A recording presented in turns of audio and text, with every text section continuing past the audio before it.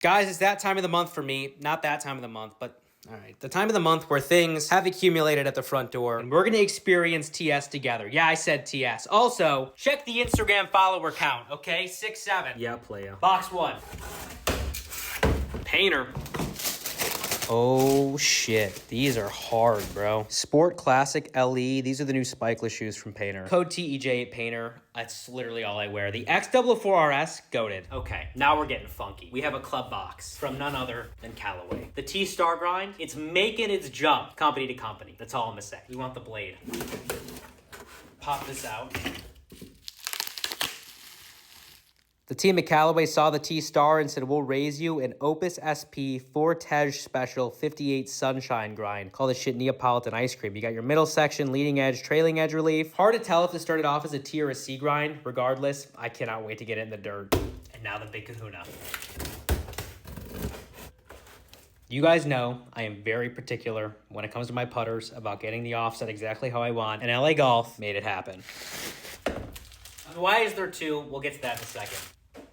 Cover and putter. An LA Golf Bel Air 2 with a quarter shaft of offset, and this one has about 40 degrees of toe hang. So these are actually really cool. First off, you have the DLT face, where the top of the face is 4 degrees, the bottom is 1. The idea there is no matter where you're striking it height-wise, you're getting consistent launch. And then the new scoreline design. So if you run your finger across this thing, it's pretty rough going down, and then it's actually pretty smooth going up. So the idea there is that when you hit a putt, it actually is gonna skid before it gets into true roll, and by designing the grooves this way, they were seeing an improvement in the skid amount consistency, which amounted to more consistent distance control. And that is a big thing in putting, obviously. And then on Bryson's Proto, he said the face was made of tungsten, which would make this pretty unforgiving. Like all of the mass would be forward. But in this retail model, the face is stainless, and then there's 2 big-ass tungsten weights in the heel and toe. The MOI is over 5,000 on these, so for a blade, it's probably going to be pretty decently forgiving. You pair that with the roll stuff, it's a nifty design. Like, I think it has a very good shot at making the bag. Here's how she looks at a dress. Really glad the retail models have a top-line alignment aid. I just think it's super clean. So then what is putter 2? Well, we know I like a quarter offset, but I mentioned previously that I wanted to mess with different toe hangs. And thus, we also have a long neck, which is face balanced. Long neck at address. We went with the 105 shaft and then a Ping PP58 midsize. Long neck is 357 grams. The shorter one is 350, and they did that while it's keeping the CG centered right behind the alignment aid, which is really important to me, and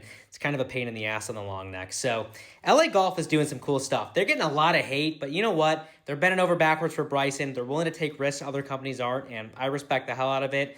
So just wait until I get into shaft design. That's where it's going to get really fun. In all seriousness, though, I really appreciate them making these for me, and the testing never ends. I go in peace.